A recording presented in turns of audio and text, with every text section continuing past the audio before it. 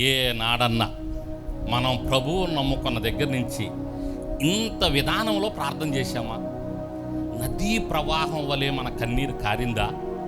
విరామం లేకుండా కన్నీరు కార్చామా? చెప్పండి. మన కళ్ళకి నిద్ర లేకుండా మనం ప్రార్థన చేశామా? అసలు అయినా ప్రభువా, మా ప్రార్థనను వినాలంటే ఇన్ని కష్టాలు పడాలా? మేము ఇన్ని తంటాలు పడాలా? రాత్రులు నిద్రపోకుండా చేయాలా? హాఫ్ నైట్ ప్రేయర్లు, ఆల్ నైట్ ప్రేయర్లు అవసరమా మాకు? మా ప్రార్థన మామూలుగా చేస్తే వినవా అని మనం అడిగితే గట్టిగా ఆయన చెప్పే సమాధానం ఏంటంటే, నాకు ఇష్టమైనది, నాకు సంతోషమైనది, మీ నుండి నేను మెచ్చేది, నాకు నచ్చేది ఇదే అంటాడు ఆయన. దేవునికి స్తోత్రం. ఏదంట? ఇదే. ఆయనకి నచ్చేది మన నుండి, ఆయన మెచ్చుకునేది ఈ భూమి మీద ఉన్నప్పుడు ఇదే. ఈ విధంగా మనం చేస్తే దేవుడు తప్పకుండా మన జీవితాల్లో ఆయన కార్యాలు జరిగిస్తాడు. హల్లెలూయా.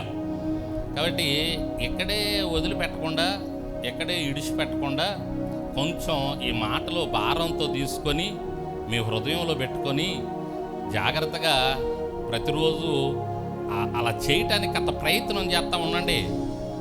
ఏం ప్రయత్నం చేస్తారు? కాస్త కన్నీరు గార్చటం, మొర్ర పెట్టడం.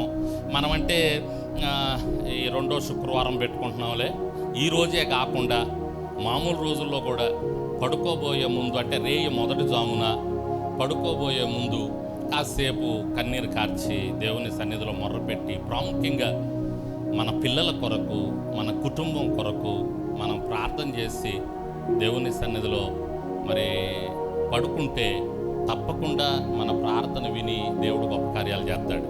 హల్లెలూయా.